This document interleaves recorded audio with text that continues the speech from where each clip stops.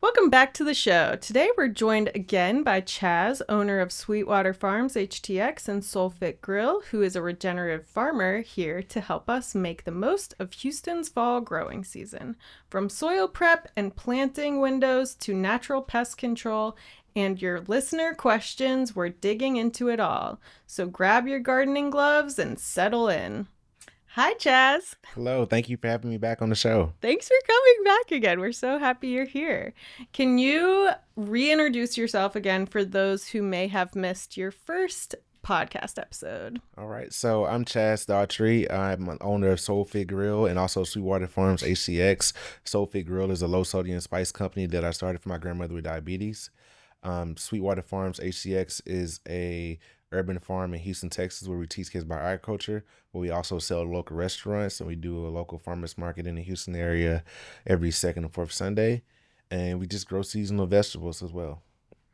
Awesome. So we are all so excited for the fall here. It's really hot right now.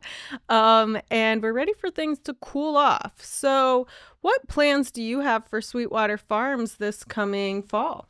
So we're actually getting ready for fall, even though it's still summer right now. We're actually getting ready to start seeding in the next probably week or so for fall. So we're getting our soil and stuff ready. We actually are seeding trays right now. So we're getting ready to plant some collard greens, mustard greens, kale, most of the leafy greens that we grow for the winter season and the fall season. We're getting ready to plant those right now and just get those ready. It's the perfect time, and then just to have those seeded, and then we'll probably transplant around the middle of September, and then hopefully most of those greens will be ready by late October or November. That's awesome. And also, do you guys do events on the farm? We do. So we do several events. We host STEM camps for kids. We also do yoga on the farm, where we hire a yoga instructor to come out on our farm, and people actually get to learn about yoga. We also have a mini farmers market on those yoga days, and they can shop with us. They can shop our farm. They can see our farm all for free, and then they can also just do some yoga as well too, and just have a good time. That's so fun. I love that. Let's talk about soil prep. Soil prep questions come up constantly. What does your fall soil prep routine look like on the farm? So it can be different ways. So it depends like how much space we're using on the farm. So if we're like trying to say we have a lot of space and we have time to rotate different things, so we may use tarping, where we'll basically like suppress the weeds and stuff for maybe a season, and we'll cover that up, and then we'll use that ground the next season. Make sure our weeds are out is one of the things that we protect. We soil prep as well. Um, Pretty much just make sure we do a minimum tillage if we do any tillage at all, and just really making sure that our soil has the nutrients and stuff as well. Another way to soil prep is also cover cropping. So that can be, with like a buckwheat seeds, that can be with mustard green seeds. And then what you do is work that back into the ground before you start your new planting. And why do you think it's important to do minimum tilling? I think you just want to you don't want to overwork the soil. You want the soil to have some kind of life inside of it. And so if you till too much, they can just overwork the soil and then kind of like depletes it.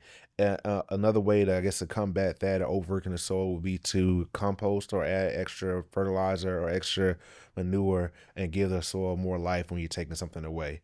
Sometimes it's hard to just not to till, especially if you're a small team like us. But what we do is try to add extra fertilizer or cover crop the next season to kind of bring it back. Hopefully one day we can get to that point, but weeds do come pretty often, and sometimes you just have to do it just to kind of start over. Yeah, for sure. And I feel like you have to have a lot of patience Yeah, if a you're lot a of patience, or farmer. and just be okay with your farm not looking the prettiest all the time. I think for us, like with social media, people just expect the farm to look so perfect. And then if don't till, if you do till, it kind of gives you a nice look. But if you don't till, sometimes it won't look as perfect as you want, and you have guests and stuff to come to visit. Yeah, that makes a lot of sense. So our fall doesn't exactly hit for a while. But when the temperatures do break, when would you consider it the actual fall planting window time in Houston? It depends. So, like, if you're gonna start from seed, I would probably start from seed around like mid-August, and then I would transplant around like September. But if you're gonna just transplant or buy transplant from somewhere, you can transplant them in September, October. and just start then. I think don't rush it if it's just too hot outside. If you're starting direct seed and it's hot outside, that's kind of the thing that I wouldn't do. I tried to take a gamble last year with some carrots and try to get an early start. They didn't germinate because it was just so hot outside, and so you want to make sure it's like the weather is like just good enough for the seeds and stuff that you're actually growing. Yeah, that makes perfect sense.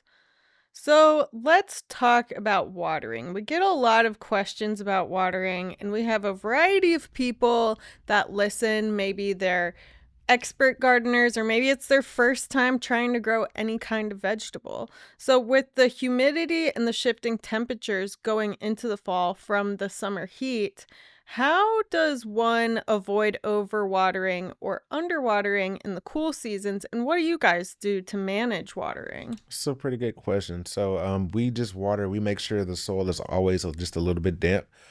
We try to water in the morning times if we can, but sometimes those days we just don't make it out to the farm until late in the afternoon. So we just really water when we can. The cool thing about the fall and the wintertime, we rarely have to water. I mean, if we just get enough rain for like maybe one day or so out the week, or 2 weeks, then we don't have to water that much. It just doesn't take a lot during the fall time. It's really, and also what you're growing doesn't take a lot of water. But in the summertime and like Houston and in the springtime, it's hot outside and it's drying up really fast. So sometimes you may have to water, twice a day, or just let it run a long time and then kind of go from there. Mm-hmm. So, you are a regenerative farmer. And for those of us who maybe don't know what that means, can you explain how you guys are regenerative farming? And then I have a follow-up question. So I would say our regenerative farming, what we do is if we take something from the land, we try to give it back. Where if we're gonna plant that season, we may try to give the next season, give that same plot that we're planting on a break. We may cover cropping is considered a regenerative farm as well too. So we're gonna cover crop, we're gonna keep the soil life still going, but also adding extra nutrients and stuff to it. We're gonna grow things that sometimes they won't deplete the soil. And we also gonna make sure that we're not overworking the soil and stuff as well too. And so that's kind of what my definition would be of regenerative farming, just making sure that we're always giving back to the soil. So if it's somebody who wants to farm in the next 20 years on the same land, that it's going to be something they can still work and add to. Mm-hmm. And so, how do you naturally deter pests or wildlife whenever they start to try to get into the crops? So we use grow tunnels, and grow tunnels are a good thing because also can close those up sometimes at nighttime. You can try to trap the animals, and you can get the animals, and then you can move them to a different location. Uh, Pest wise, you can use something like BT or Nemo, which are natural products and stuff to spray. It just don't think about those products that if it rains, it kind of washes off the plant a little bit. They have something I think diatomaceous earth that is also organic as well too that you can use. Yeah. Good points. So, talking about the future, we talk about community a lot here, and we love to learn more about like farming. Where would you like to see your farm and the green community go in the next like 5 to 10 years? For my farm, I think it would just being able to access more people. Hmm. The goal is still not to be the biggest farm, but it is just to reach a lot of people. So if that means us doing more educational classes, more sustainability classes, more regenerative classes, we would love that to happen. And then also for people to be able to come and shop on our farm and actually just use our farm as a health and wellness retreat, not just to purchase vegetables. So a place so they can relax, they can have a good time, and just also be a part of nature. I love that. That is so awesome. So now we are moving on to our listener submitted questions, which is something new for us. We had opened the communication lines with our followers and wanted to see what people were curious about and to hearing from an expert farmer locally. So, our first listener submitted question is: how do you feed and support your soil's microbiome? One of the things that we use we is microlife that helps us actually keeps our soil really good and stuff as well. Also cover cropping, also just keeping the soil growing all the time. So really a lot of people say never have an empty bed that's like open or empty ground that's open. So always having something growing in that season. It may be just sweet potato just to keep the ground, the soil and stuff always covered up, and also like just life inside of it. Or tarping it. So that's one of the ways we use it and keep our soil just growing and also keep it good. Awesome. Now, our next question is, how has changing weather affected the timing of your fall planting? I think for fall it hasn't been, the fall seems to be kind of the same. For us, the weather changing has not been a big thing.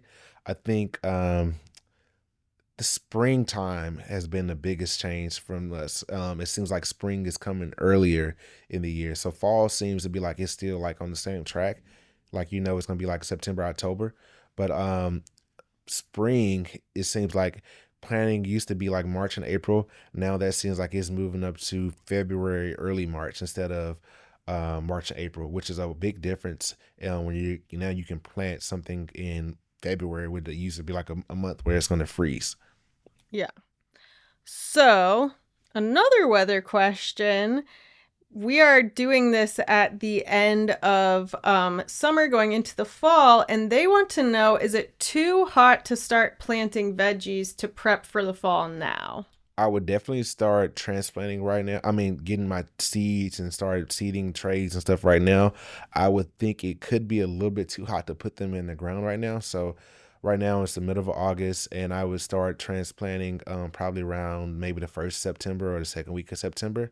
But it's not too late to start indoors or start in your at home grow tunnel or greenhouse and start seeding. And then I would plant in September.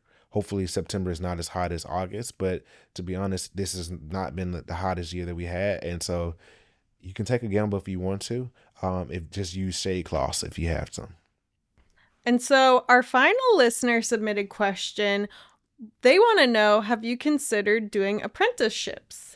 So we have considered doing apprenticeships, volunteers stuff as well. Our goal maybe like in the next year or so to have a program of our own where we can have people that come work on our farm for a couple of months at a time and also learn, but also get paid to work on our farm. So that's something that we're looking into. Right now, we're just a small team and we're doing the best we can, but we would love the help. We just want to be more organized and make sure that we have everything in place when we do have bring extra people on the farm. That's awesome. Well, I am so excited for you guys always, and we can't wait to see what you guys do in the fall. So, Chaz, thank you so much for coming on our podcast. Again, I'm sure we'll invite you back on soon.